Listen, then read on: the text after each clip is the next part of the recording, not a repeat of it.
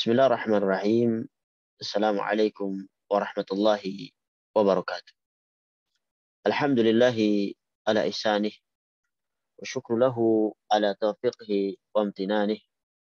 Asyhadu an la ilaha illallah ta'ziman li sya'nih wa asyhadu anna Muhammadan 'abduhu wa rasuluhu da'iyan ila ridwanih. Salawatullahi alaihi wa ala alihi wa ashabihi wa ikhwanih. Qala ta'ala ya ayyuhalladzina amanu taqullaha haqqa tuqatih wa la tamutunna illa wa antum muslimun. Segala puji bagi Allah Subhanahu wa taala yang memudahkan pertemuan kita pada kesempatan yang berbahagia ini untuk sama-sama kita mengkaji Al-Qur'an Al-Karim, yang mana pada kesempatan kali ini kita telah sampai pada Quran surat Al-Ma'arij yang merupakan surat Makkiyah dan urutannya di dalam mushaf dia nomor surat yang ke-70 yang terdiri dari 44 ayat.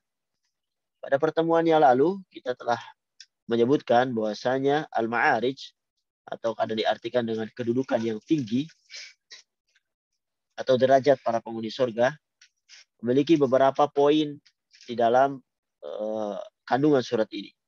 Di antaranya yang kita sebutkan pada pertemuan tahun lalu bahwasanya ayat-ayat awal berisi tentang tantangan dari orang-orang kafir tentang hari kiamat.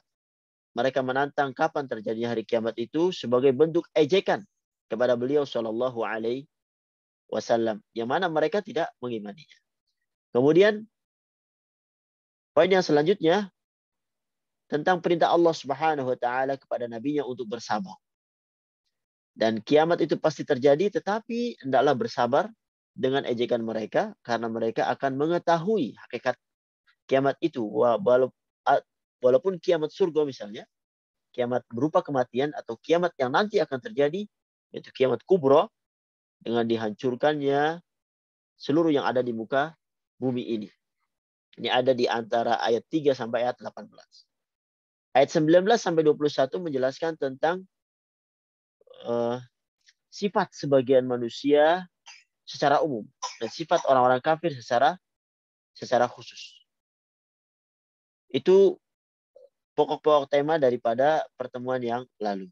Pada pertemuan kali ini kita akan membahas pokok selanjutnya tentang ciri-ciri orang yang selamat dari neraka. Ini ayat 22 sampai ayat 35. Kemudian kita akan masuki bahwasanya orang-orang kafir itu tidak akan masuk surga walaupun mereka menginginkannya. Ini ada di ayat 36 sampai 39. Dan ayat terakhir 40 sampai 44 mengatakan bahwasanya Allah bersumpah bahwasanya Allah mampu untuk membangkitkan mereka dan dibangkitkan dalam kehinaan, dan mereka akan merasakan azab Allah Subhanahu wa taala sebagai jawaban atas tantangan mereka di awal surat, yaitu sa'ala sa'ilun bi'adzabi waqi'. Orang bertanya tentang hari kiamat, maka Allah jawab tentang dzalikal yaumul ladzi kanu yu'adun. Itulah hari yang diancamkan kepada mereka dulu, dan mereka tidak ada kesempatan untuk bertobat ketika mereka telah sampai di hari kiamat. Ketika mereka dibangkitkan tidak ada lagi tempat beramal karena di sana hanya ada hisab. Para hadirin yang rahmati Allah Subhanahu wa taala, kita akan memasuki surat yang ke-22 sampai 44. Sebelumnya kita baca dulu, tapi supaya lebih nyambung ya, kita baca dari ayat yang ke-19 insyaallah. A'udzu billahi minasy syaithanir rajim. Bismillahirrahmanirrahim. Innal insana khuliqa halu'a. Innal insana khuliqa halu'a. Idza massahu syarru jazu'a. Wa idza massahu khairu manu'a. إلا المصلين الذين هم على صلاتهم دائمون والذين في أموالهم حق معلوم للسائل والمحروم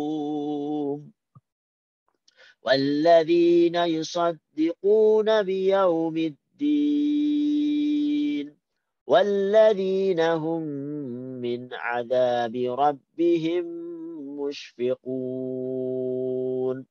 إن عذاب ربهم غير مأمون والذين هم لفروجهم حافظون إلا على أزواجهم أو ما ملكت أيمانهم فإنهم غير ملومين فمن ابتغى وراء ذلك فأولئك هم العادون والذين هم لأماناتهم وعهدهم راعون والذين هم بشهاداتهم قائمون والذين هم على صلاتهم يحافظون أولئك في جنات مكرمون فما للذين كفروا قبلك مهطعين عن اليمين وعن الشمال عزين أيطمع كل امرئ منهم أن يدخل جنة نعيم كلا إنا خلقناهم مما يعلمون فلا أقسم برب المشارق والمغارب إنا لقادرون على أن نبدل خيرا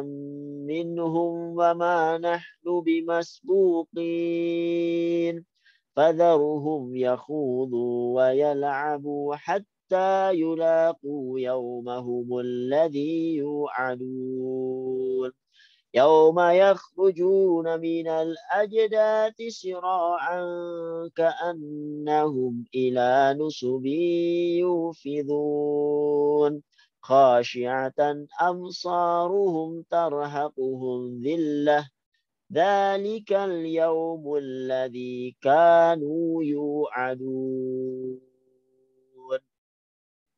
Para hadirin dirahmati Allah Subhanahu wa taala, surat Al-Ma'arij yang mana Allah Subhanahu wa taala menyebutkan di ayat yang 19 sampai 21 yang mana Allah katakan di sana innal insana khuliqa halu'a. Sungguh manusia itu diciptakan bersifat suka mengeluh. Idza massahu syarru jazu'a, apabila dia ditimpa kesusahan, dia berkeluh kesah. Wa idza massahul khairu manua. Dan apabila mendapat kebaikan, mendapatkan harta, dia jadi kikir. Allah Subhanahu wa taala mengecualikan daripada mereka ini. Mereka para penghuni sorga, mereka tidak berkeluh kesah. Mereka juga ketika mendapatkan harta tidak pelit. Dan sifat-sifat mereka yang akan masuk surga yang akan disebutkan pada ayat setelahnya. Ayat 30, ayat 22, Allah katakan, illal musalli, kecuali orang yang melaksanakan sholat. Alladzina hum ala salatihim daimun, yaitu mereka yang tetap setia melaksanakan sholat. Jadi setelah Allah menyebutkan bahwasanya orang-orang kafir dan juga orang-orang yang pelit itu tidak akan masuk surga dan mereka akan masuk neraka dan diazab dengan api yang bergejolak, Allah Subhanahu wa taala menyebutkan setelahnya ciri-ciri orang yang selamat dari siksaan neraka tersebut. Dan di sini Allah sebutkan mereka, salah satu cirinya adalah mereka melaksanakan sholat. Tentunya ini adalah sifat khusus ya bagi orang yang beriman. Karena orang yang beriman itu pasti mengerjakan sholat. Bahkan semakin banyak seorang itu melaksanakan sholat, maka keimanannya semakin tinggi. Allah Subhanahu wa taala bahkan menamakan sholat dengan iman. Di Quran surat Al-Baqarah misalnya 143, "Wa ma kana Allah liyudhi'a imanakum innallaha bin-nasi laraufur rahim." Dan Allah tidak akan menyia-nyiakan iman, sholat kalian. Sungguh Allah Maha Pengasih, Maha Penyayang kepada manusia. Bahkan di ayat ini, alladzina hum ala salatihim daimun. Mereka tetap setia melaksanakan sholat. Mereka tidak hanya sekedar mengerjakan sholat yang fardu. Mereka menjaganya. Mereka menambahnya dengan sholat-sholat sunnah. Oleh karenanya, orang yang biasa misalnya melakukan suatu amalan, maka hendaknya ia merutinkan dan tidak meninggalkan. Sebagaimana yang Rasulullah SAW sampaikan, bahwasanya ahabul a'mali ilallah adwamu hawa in qalla. Jadi amalan yang paling dicintai oleh Allah adalah amalan yang kontinu, walaupun itu hanya sedikit. Karena itu, kalau kita misalnya terbiasa sholat duha atau sholat witir, wasalnya hendaknya dipertahankan walaupun hanya dua rakaat untuk duha ataupun 1 rakaat untuk witir atau 3 rakaat. Sebagian ulama menafsirkan daimun berarti tenang, khusyuk. Itu ketika sholat dia itu menjaga ketenangannya, dia tidak menoleh kanan kiri. Dan di sebuah hadis Rasulullah SAW menggunakan kata daim ini seperti misalnya la yabulanna ahadukum fil ma'id daim alladzi la yajri tsumma yaghtasilu fi. Jangan sekali-kali seorang itu dari kalian kencing pada air yang tenang, air yang tidak mengalir, lalu dia mandi darinya. Oleh karena itu kata daimun, sholat yang tenang, tidak menoleh kecuali ke tempat sujud. Tentunya pendapat yang kuat adalah pendapat yang pertama yang mengatakan bahwasanya daim ya sholat secara kontinu, mereka menjaga sholatnya, yaitu mengerjakannya pada waktunya. Kemudian ciri yang lain, walladzina fi amwalihim haqqun ma'lum lis-sa'ili wal mahrum. Dan orang-orang yang dalam hartanya disiapkan bagian tertentu. Lis-sa'il, bagi orang miskin yang meminta, wal mahrum, dan orang miskin yang tidak meminta. Jadi as-sa'il adalah orang miskin yang meminta-minta. Seperti orang yang minta di jalan atau meminta di rumah kita misalnya. Maka jika kita memiliki harta, hendaklah kita sisihkan untuk mereka. Para ulama menyebutkan bahwasanya harta yang dikeluarkan ini bukanlah zakat, melainkan sedekah. Kenapa? Karena ayat ini adalah ayat-ayat Makkiyah, surat Makkiyah yang turun sebelum hijrahnya beliau SAW ke Madinah. Dan di Mekah belum ada perintah zakat. Selain memberikan kepada as-sa'il, orang-orang yang meminta, orang yang selamat dari nerakanya Allah Subhanahu wa taala juga memberikan kepada al-mahrum, yaitu orang yang tidak meminta. Dia miskin, dia tidak berkecukupan harta, tetapi dia punya harga diri untuk tidak meminta. Maka hendaknya orang yang mempunyai kelebihan harta, hendaknya melihat mereka. Mereka tidak meminta-minta. Walaupun mereka mengalami kekurangan, penghasilan nggak cukup. Tapi karena malu dan segala macam mereka bersabar. Mereka menahan diri untuk itu. Maka seorang yang selamat dari neraka atau yang mendapatkan busyra dengan nanti dimasukkan ke surga, mereka juga melihat al-mahrum, yaitu orang yang tidak meminta dan mereka dalam keadaan miskin. Karena mereka juga ada hak dari harta yang Allah Subhanahu wa taala titipkan kepada kita. Kemudian cirinya apa lagi? Walladzina yusaddiquna biyaumiddin. Dan orang-orang yang membenarkan hari pembalasan. Walladzina hum min adzabi rabbihim musyfiqun. Dan orang-orang yang takut terhadap azab Tuhannya.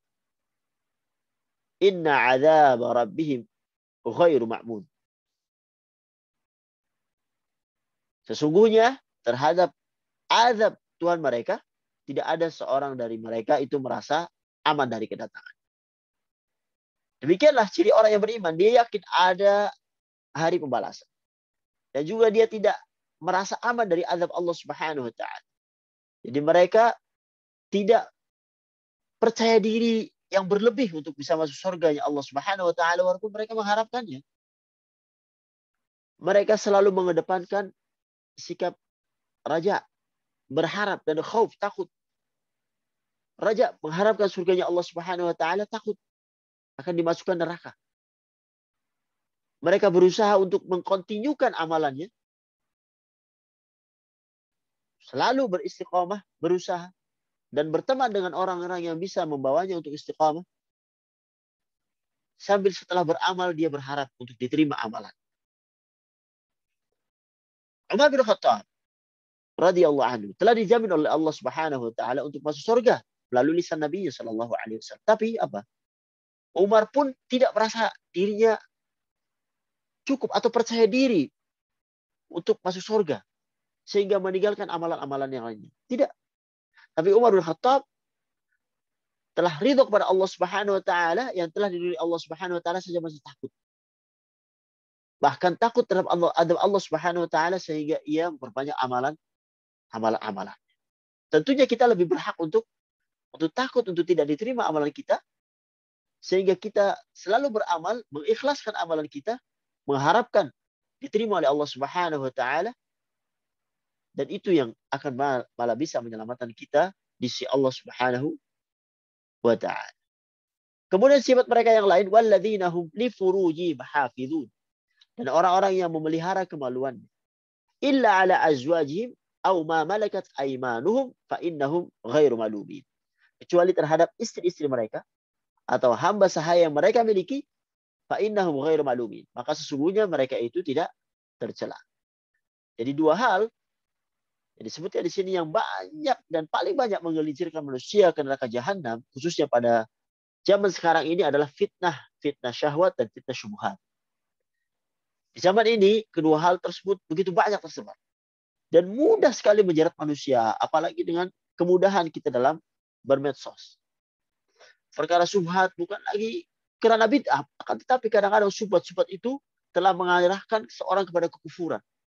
Oleh karenanya jauh-jauh hari Nabi SAW telah bersabda, badiru bil a'mal fitanan ka qit'il laili al-mudlim. Bersegeralah kalian itu melakukan amalan soleh sebelum datang fitnah seperti potongan malam yang gelap. Yusbihur rajulu mu'minan wa yumsi kafiran. Yaitu seorang pada waktu pagi dia dalam keadaan beriman, dan di sore hari dia telah menjadi kafir. Kebalikannya, wa yusbihu kafir wa yumsi au yumsi mu'minan, atau malamnya dia dalam keadaan mukmin, wa yusbih kafir. Paginya dia telah melakukan amalan-amalan kekafiran. Yabi'u dinahu bi'aradin minad dunya. Ia menjual agamanya karena sedikit dari keuntungan dunia. Allah musta'an. Oleh karena itu, seorang bisa selamat dari fitnah syubhat yaitu dengan banyak beramal saleh.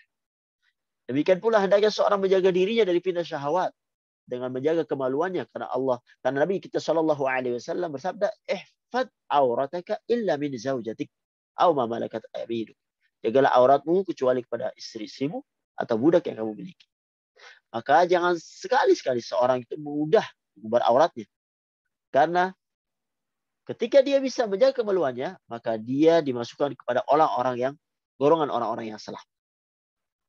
Oleh karenanya Allah Subhanahu wa taala lanjutkan, faman ibtagha wara'a dzalika faulaika humul a'in.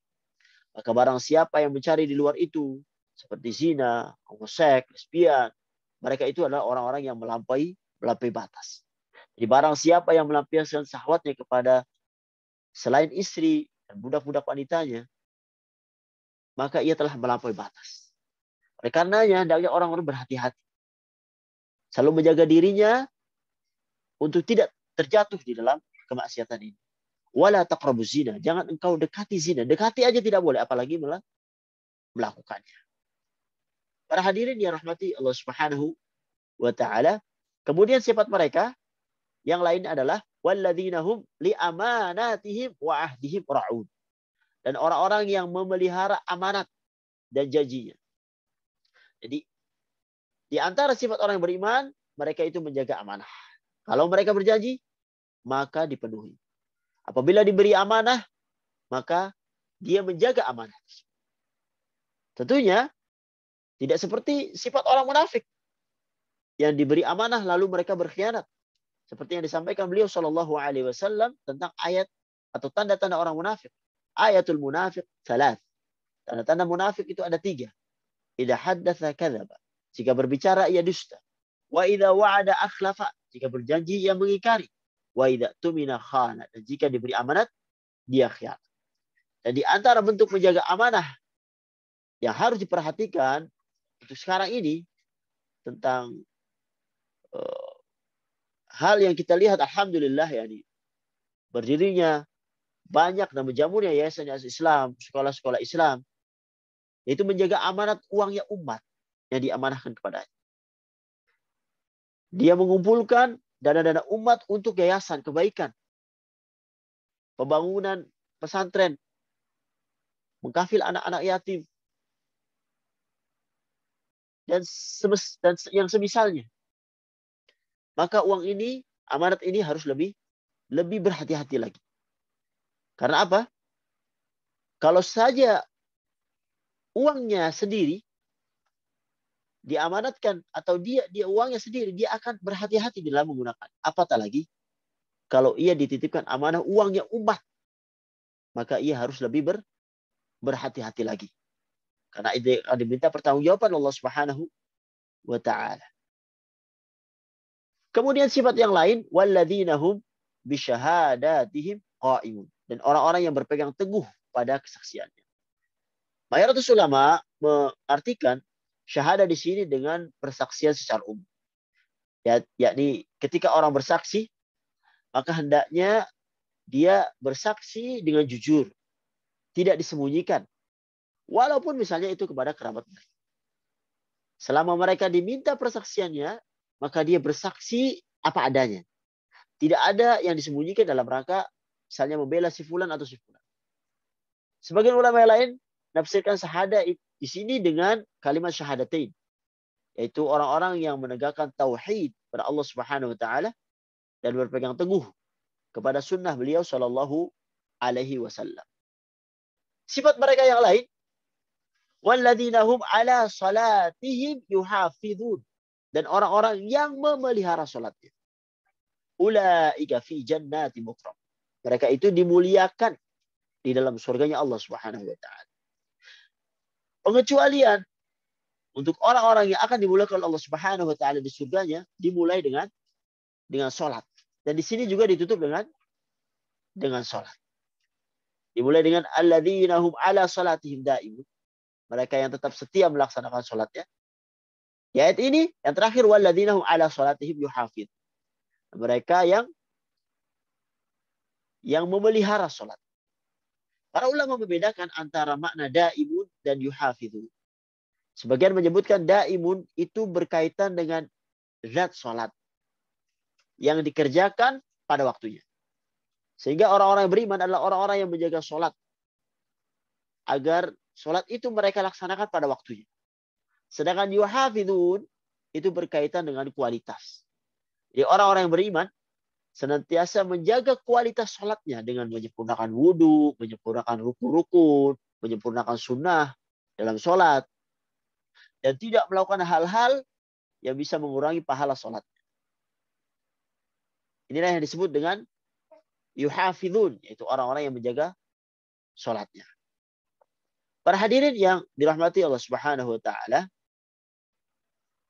di ayat yang lain, misalnya di Quran surat Al-Mu'minun, Allah Subhanahu wa taala menyebutkan juga tentang orang-orang yang beruntung itu dimulai dengan salat. Qad aflahal mu'minun alladzina hum fi salatihim khashi'un. Sungguh beruntung orang-orang yang beriman, yaitu orang yang khusyuk dalam sholat. Ini diawali dengan sholat. Kemudian diakhiri juga dengan sholat. Walladzina hum ala salawatihim yuhafidun. Di ayat yang ke-9. Serta orang-orang yang memelihara sholat. Mereka apa yang mereka dapat? Ulaika humul warithun alladzina yarithuna al-firdausa hum fiha khalidun. Mereka itulah orang-orang yang akan mewarisi, yaitu mewarisi surga Firdaus. Hum fiha khalidun. Mereka kekal di dalamnya. Jadi hal ini menunjukkan tentang pentingnya sholat. Orang-orang yang beriman, salah satu cirinya mereka sangat harus, sangat mementingkan sholat. Sebagaimana di surat Al-Ma'arij, Allah mulai dengan sholat untuk orang-orang yang akan diselamatkan dan menutupnya dengan sholat. Begitu juga di surat Al-Mu'minun. Karenanya, tidak heran, amalan sholat adalah amalan yang dicintai oleh Allah Subhanahu wa Ta'ala yang bisa mengantarkan seorang itu kepada surganya Allah Subhanahu wa Ta'ala. Para hadirin yang dirahmati Allah Subhanahu wa Ta'ala, kemudian kita akan masuk tentang orang-orang kafir yang bergegas kepada beliau Shallallahu Alaihi Wasallam, tetapi setelah bergegas menemui beliau malah mu'ridun. Mereka itu mengingkari apa yang mereka telah dengar dari beliau Shallallahu Alaihi Wasallam. Allah sebutkan, "Fama lilladzina kafaru qibalaka muhti'in." Maka mengapa orang-orang kafir itu datang bergegas kepadamu, wahai Muhammad? Terdapat dua pendapat tentang muhti'in ini. Yang pertama menyebutkan muhti'in adalah musri'in, yaitu cepat, bergegas menuju kepada beliau Shallallahu Alaihi Wasallam. Ulama yang lain menyebutkan muhti'in bermakna mu'ridin, yaitu berpaling dari. Al-Imam Ibnu Katsir rahimahullah menggabungkan kedua makna ini dengan mengatakan bahwasanya Allah Subhanahu wa Ta'ala seolah-olah mengatakan, mengapa orang-orang kafir itu bergegas kepada Muhammad, namun kemudian mereka berpaling dari. Allah lanjutkan, anil yamini wa anil shimali izin. Dari kanan dan dari kiri dengan berkelompok-kelompok. Artinya mereka sudah menuju Nabi Muhammad SAW, kemudian mereka berpencar. Al-Imam Ibnu Katsir menyebutkan bahwa artinya mereka telah melihat agungnya Nabi kita Muhammad SAW, telah melihat mukjizatnya, telah melihat akhlaknya, telah melihat bagaimana bergaul, bahkan mereka telah mendengar ayat-ayat Allah Subhanahu wa Ta'ala, tetapi apa? Mereka berpaling. Jadi sangat mirip dengan yang disebutkan Allah Subhanahu wa Ta'ala di ayat yang lain di Quran surat Al-Mudaththir misalnya, "Fama lahum 'ani tadhkirati mu'ridin." Lalu mengapa mereka orang-orang kafir itu berpaling dari peringatan Allah Subhanahu wa Ta'ala? Ka'annahum humurun mustanfirah farat min qaswarah. Seakan-akan mereka itu seperti keledai yang liar, yang lari dengan terkejut ketika dikejar oleh singa. Lari dari singa. Seolah-olah setelah mendengar peringatan yang Allah Subhanahu wa Ta'ala sampaikan melalui lisan nabinya, mereka tahu, tapi mereka marah, lari dari kebenaran itu. Mereka tidak menerima. Hati mereka tertutup. Sehingga mereka tergolong kepada orang-orang kafir. Mereka orang-orang kafir, mereka gelisah dan takut ketika mendengar firman Allah Subhanahu wa Ta'ala. Seperti keledai yang lari karena takut dikejar oleh singa. Padahal mereka itu sebenarnya tahu kebenaran beliau Shallallahu Alaihi Wasallam. Tapi apa? Kesombongan yang ada di diri mereka menghalangi mereka dari kebaikan yang seharusnya mereka dapatkan dari beliau Shallallahu Alaihi Wasallam. Para hadirin dirahmati Allah Subhanahu Wa Taala. Kemudian Allah lanjutkan ayat, mau kullu mri'in minhum ayyudkhala jannata na'im. Kalla inna khalaqnahum mimma ya'lam. Apakah setiap orang dari orang kafir itu ingin masuk surga yang penuh dengan kenikmatan? Kalla, tidak mungkin. Sesungguhnya kami menciptakan mereka dari apa yang mereka ketahui. Allah Subhanahu wa Ta'ala menyebutkan ayat, mau kullu mri'in minhum ayyudkhala jannata na'im. Kalla, apakah setiap orang kafir itu ingin masuk surga yang penuh dengan kenikmatan? Tidak mungkin. Al-Imam Al-Qurtubi menafsirkan ayat ini dengan membawakan asar tentang kelakuan sebagian kaum musyrikin saat mereka berkumpul di sekitar beliau Shallallahu Alaihi Wasallam. Mereka mengejek. Mereka dengan sombongnya mengatakan, la in dakhala haula'il jannata lanadkhulannaha qablahum. Perkataan mereka, seandainya mereka masuk surga, maksudnya orang-orang muslim, niscaya kita akan masuk terlebih dahulu sebelum mereka. Akan tetapi, zahir ayat ini menggambarkan bahwa seakan Allah Subhanahu wa taala mengatakan mereka kafir dan berpaling. Dari kafir dan berpaling itu, apakah mereka masih menyangka akan masuk surga? Seakan-akan ketika beliau Shallallahu Alaihi Wasallam menyebutkan tentang surga, di antara mereka itu ada terbetik hati untuk juga ingin masuk surga. Maka Allah Subhanahu wa taala membantah bisikan hati mereka tersebut dalam ayat ini. Kalla, tidak mungkin. Artinya tidak mungkin mereka akan masuk surga sementara mereka masih menghina beliau Shallallahu Alaihi Wasallam dan juga berpaling dari ayat Allah Subhanahu wa taala. Nah, Allah lanjutkan, inna khalaqnahum mimma ya'lamun. Sesungguhnya kami ciptakan mereka dari apa yang mereka ketahui. Artinya Allah Subhanahu wa taala menciptakan manusia, menciptakan mereka orang yang mengejek beliau Shallallahu Alaihi Wasallam dari sesuatu yang mereka tahu, yaitu dari air mani yang hina. Seolah-olah dikatakan kepada mereka, mengapa kalian itu sombong? Mengapa kalian berpaling sementara kalian tahu asal kalian dari air yang hina? Al-Imam Al-Qurtubi membawakan sebuah riwayat dari seorang tabi'in bernama Utarif bin Abdullah bin Sikhir. Bahwasanya dia melihat seorang yang bernama Muhallab bin Abi Sufrah. Itu berjalan dengan jubah dari kain sutra yang indah. Dan juga menggunakan rida, selendang atasan, yang sangat halus. Lalu Utarif itu menegur dia. Dia mengatakan, ya Abdullah, ma hadhil misyah allati yuhdibuha Allah. Wahai Abdullah, mengapa engkau berjalan dengan jalan yang dibenci oleh Allah Subhanahu wa taala? Jadi dia berjalan dengan sombong. Kemudian dia bertanya, ata'rifuni? Kamu mengenalku? Dijawab oleh Mutarrib, na'am, ya, aku mengenal. Awwaluka nutfatun madhiratun wa akhiruka jifatun qadhiratun. Mutarrib berkata, tentu aku mengenalmu. Engkau itu berasal dari air mani yang hina, dan setelah meninggal kau menjadi bangkai yang busuk. Wa anta fima baina dzalik tahmilul a'dhirah. Dan sekarang engkau berada di antaranya dengan membawa kotoran di dalam perut. Masya Allah. Sebuah nasihat yang luar biasa untuk orang-orang sombong. Famadha al-muhallab wa taraka bisyad. Muhallab pun jadi sadar dan dia tidak berjalan dengan jalan yang sombong lagi. Masya Allah. Nasihat yang luar biasa. Allah Subhanahu wa taala ketika menyebutkan asal penciptaan manusia kepada orang-orang yang sombong, kepada ayat-ayat Allah Subhanahu wa taala untuk merendahkan kedudukan mereka supaya mereka tahu akan keagungan dan kuasaan Allah Subhanahu wa taala. Sebagai permulaan untuk menekankan kandungan ayat-ayat setelahnya di mana Allah Subhanahu wa taala menjelaskan bahwasanya Allah Subhanahu wa taala mampu untuk membinasakan mereka. Kalau mereka tetap berada dalam kufuran, selalu menghina beliau Shallallahu Alaihi Wasallam, Allah mampu untuk menggantikan mereka dengan kaum yang lebih baik. Allah Maha Perkasa, Allah Maha Kuat. Allah bisa menciptakan awal penciptaan dan juga bisa membangkitkan mereka untuk mempertanggungjawabkan apa yang mereka lakukan. Allah Subhanahu wa taala Maha mampu untuk itu. Kemudian Allah Subhanahu wa taala bersumpah, "Fala uqsim bi rabbil masyariq wal magharib inna laqadirun." Maka aku bersumpah demi Tuhan yang mengatur tempat-tempat terbit dan terbenamnya matahari, bulan dan bintang, inna laqadirun, sungguh kami pasti mampu ala an nubaddila khaira minhum wa ma nahnu bimasbuqin. Kami pasti mampu untuk mengganti mereka dengan kaum yang lebih baik dari mereka dan kami tidak dapat dikalahkan. Ayat ini memulai paragraf yang baru dan dalam ayat ini Allah Subhanahu wa taala bersumpah dengan dirinya sendiri. Dan yang seperti kita ketahui banyak di dalam Al-Qur'an Allah Subhanahu wa taala bersumpah. Seperti misalnya di Quran surat An-Nisa ayat 65, "Fala wa rabbika."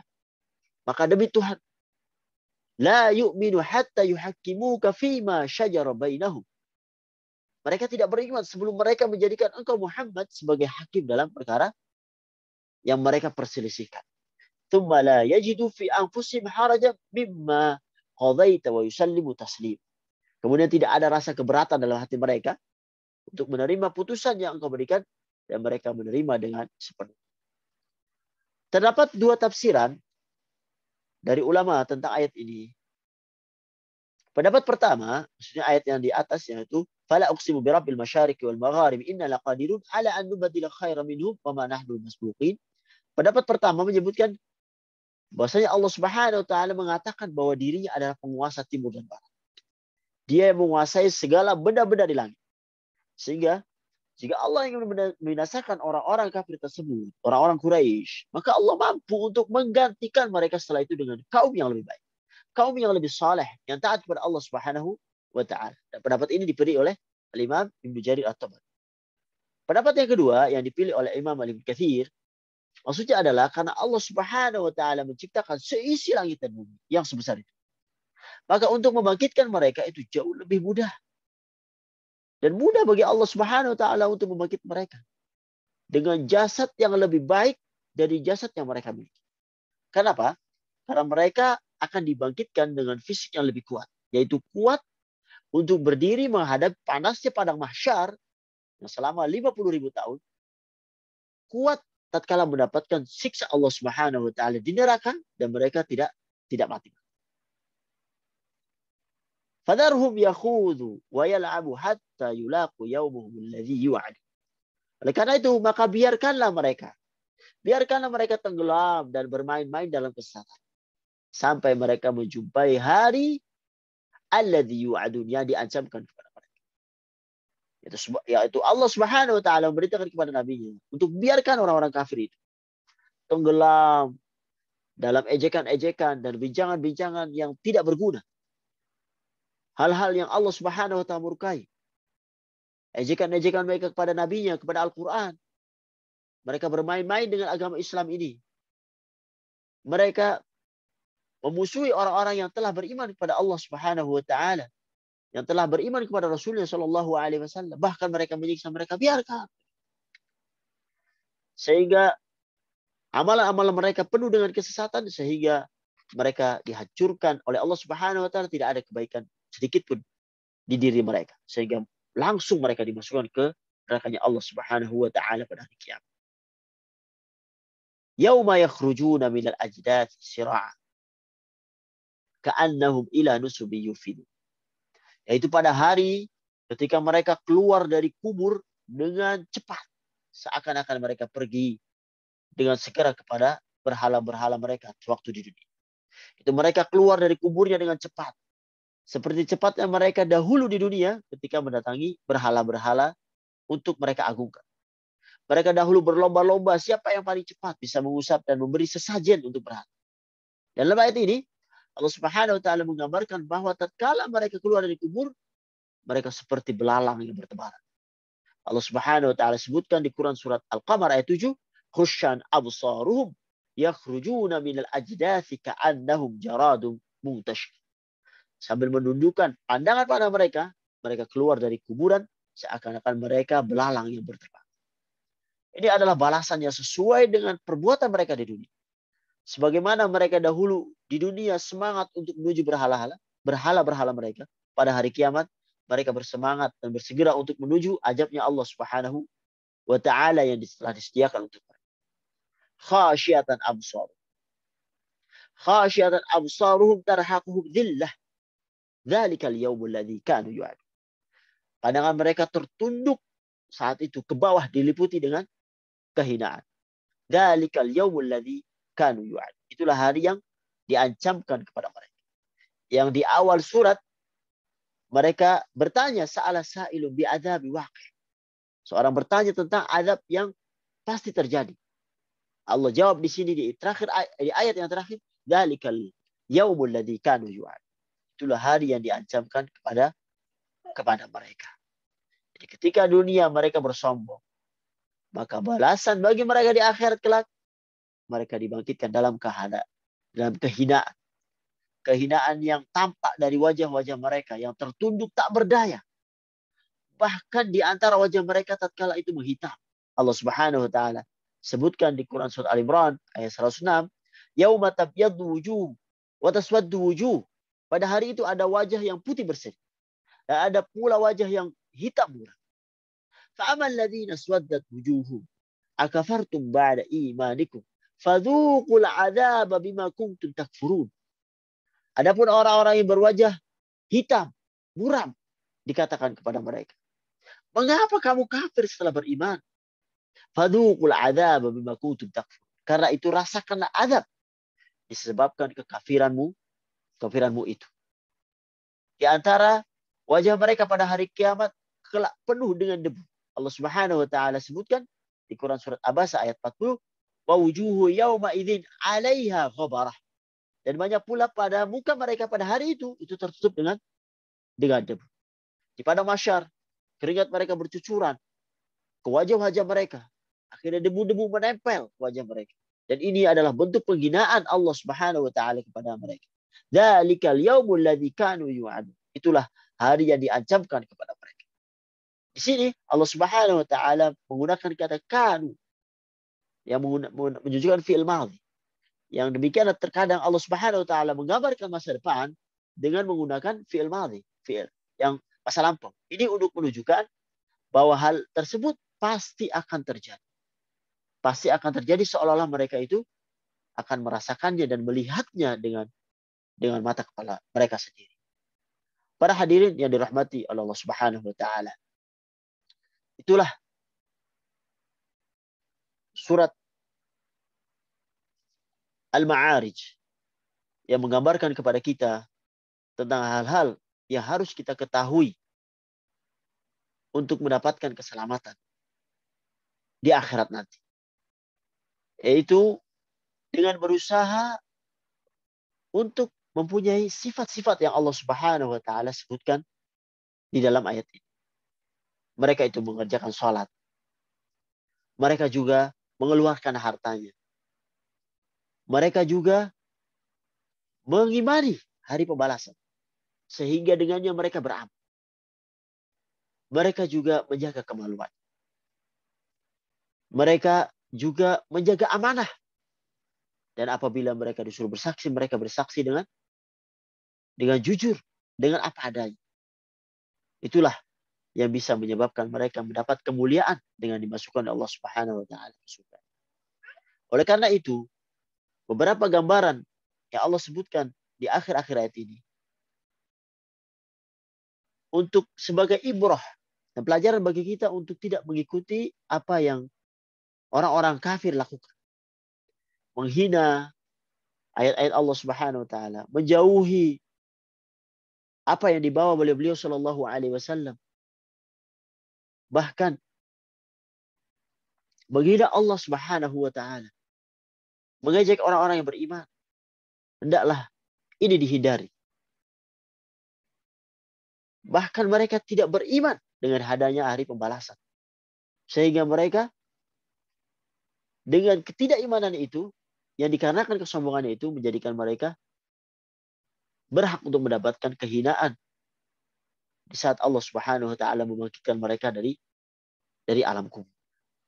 Oleh karena itu para hadirin rahmatullah Subhanahu wa taala, dengan membaca Al-Quran itu menyadarkan kita akan hakikat daripada kehidupan yang sebenarnya di muka bumi.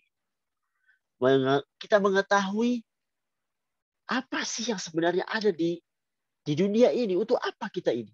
Kita akan tahu. Seperti visi misi kehidupan kita tahu dari Al-Quran, wa ma khalaqtul jinna wal insa illa liya'budun. Tidaklah Allah menciptakan jin manusia kecuali untuk beribadah. Dan kita tujuan hidup ini adalah untuk beribadah pada Allah Subhanahu wa taala. Tujuan beribadah dalam arti yang luas. Setiap perkataan, perbuatan yang diridhoi Allah Subhanahu wa taala, baik zahir maupun batin, itu adalah ibadah. Jadi ibadah tidak cukup hanya di masjid. Ibadah di luar masjid, ibadah di kantor, ibadah di pasar. Bahkan dalam hal-hal yang sunnah atau mubah pun, kalau kita niatkan untuk beribadah, dalam bekerja misalnya kita niatkan untuk beribadah, maka itu nilai ibadah sisi Allah Subhanahu wa taala.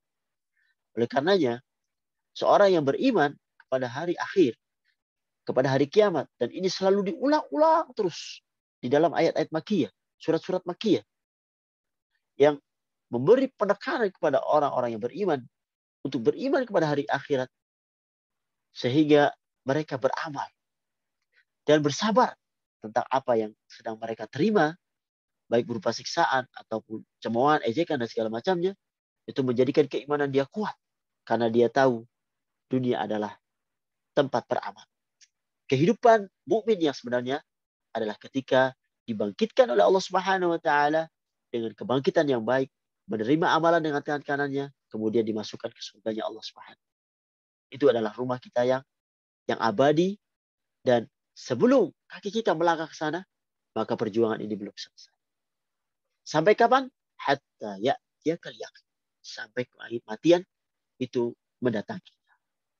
Mudah-mudahan Allah Subhanahu wa taala memudahkan kita sekalian untuk beramal, memberikan taufik kita untuk istiqamah sampai Allah Subhanahu wa taala pisahkan jasad dari ruh kita. Mudah-mudahan yang sedikit ini bermanfaat bagi saya pribadi dan bagi ikhwas sekalian. Apabila ada benarnya, datangnya dari Allah Subhanahu wa taala, dan apabila banyak salahnya, itu datangnya dari kami pribadi. Hada wa sallallahu ala Muhammad wa ala alihi wa sahbihi wasallam. Assalamualaikum warahmatullahi wabarakatuh.